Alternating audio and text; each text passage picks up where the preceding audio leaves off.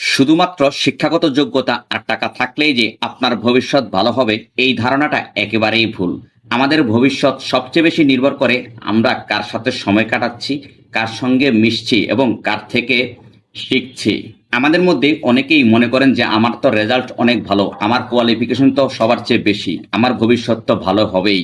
আবার অনেকেই ভেবে থাকেন যে আমার হাতে তো অনেক টাকা আছে, আমি চাইলেই যেই কোনো ব্যবসা করতে পারি। কিন্তু বাস্তবতা হলো আপনার ভবিষ্যৎ নির্ধারণ করে আপনি কাদের সঙ্গে সময় কাটাচ্ছেন এবং আপনার আশেপাশে কারা আছে। ধরুন আপনার প্রতিবেশী কেউ বা আপনার একজন ডাক্তার বন্ধু আছেন, আপনি সব সময় তার সঙ্গে চলাফেরা করেন এবং ভালোভাবে মেশেন, তাহলে তার ভাবনা, পরিকল্পনা এবং লাইফস্টাইল সবকিছুই আপনার জীবনে প্রভাব ফেলবে। আপনি চাইলেই তার মতো হতে চেষ্টা করবেন।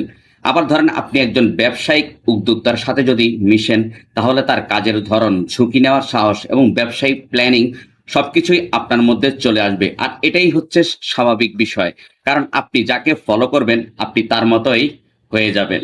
একটা কথা আমাদের প্রত্যেকেরই জেনে রাখা উচিত, দল কাকে বলে জানেন? যারা আপনার স্বপ্নকে গুরুত্ব দেয়, যারা আপনার উন্নতির গল্প শুনে হাসে না, উল্টো আপনাকে অনুপ্রাণিত করে।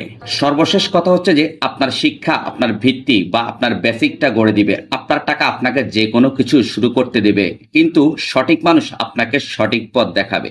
তাই আপনার স্বপ্ন বাস্তব করতে চাইলে আপনি তাদের সাথে মিশুন বা চলাফেরা করুন যারা ইতিমধ্যে সেখানে পৌঁছেছে অথবা যাওয়ার জন্য লড়ছে।